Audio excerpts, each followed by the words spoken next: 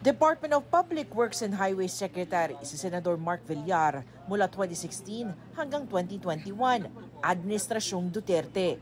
Sabi ngayon ni Justice Secretary Jesus Crispin Remulla, mula daw noong panahong yon, nakuha ng pinsan niya ang mga kontrata sa infrastructure project sa Las Piñas, ang baluarte ng kanyang pamilya. Because of that prohibited interest with his cousin being the contractor in Las Piñas. Mga sir, gano'ng karami? 18 billion worth of projects. 18 billion.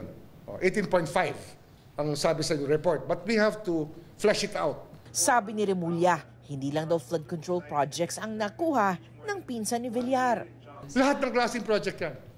Whatever, ano maisip mo, yun na yun. Kasama yan, lahat in the menu. From school buildings to roads to asphalt overlay to revetments, lahat yan kasama yan. Dahil dito, iniimbestigahan siya ngayon ng Department of Justice. And also a senator, ano yan kasama yan sa relationship na hindi dapat nangyayari. Di ba? When you vote for a budget, kasama ka na ron. When you participate in the budgeting process, kasama ka na ron. Iniimbestigahan rin ng kapatid ni Villar na si Senador at dating Las Piñas Representative Camille Villar, pati na ang inang si dating Senador Cynthia Villar. They're related interest. Isa lang sila interest nila.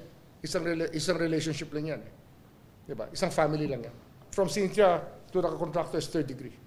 Bahagi ang investigasyon sa mga Villar sa case build-up sa mahigit 60 tinawag na kontratista o mga mambabatas na kontratista, dating kontratista o may koneksyon sa mga kontratista.